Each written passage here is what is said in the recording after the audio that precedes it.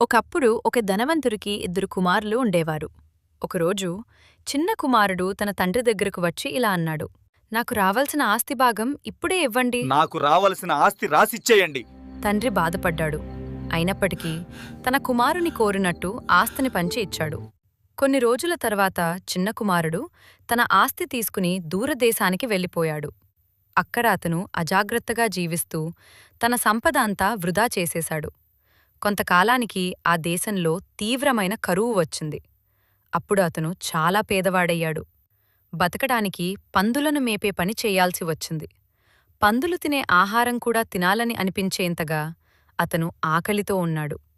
అప్పుడు అతనికి తన తండ్రి ఇంటి గురించి గుర్తొచ్చింది. నా తండ్రి ఇంట్లో పనివాళ్లకైనా తిండి చాలానే ఉంటుంది.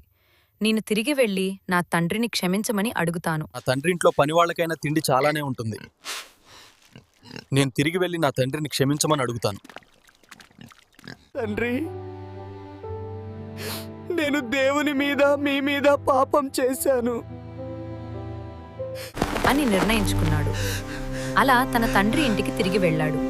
అతను ఇంకా దూరంలో ఉండగానే తండ్రి అతన్ని చూసి పరుగు తీసుకుంటూ వచ్చి అతన్ని ఆలింగనం చేసుకున్నాడు. కుమారుడు చెప్పాడు, తండ్రి, నేను దేవుని మీద మీ మీద పాపం చేశాను. కాని తండ్రి సేవకులతో ఇలా అన్నాడు, నా కుమారుడు చనిపోయినట్టుండి తిరిగి బ్రతికాడు, తప్పిపోయి తిరిగి కనపడాడు. అలా వారు ఆనందంగా విందు చేసుకున్నారు.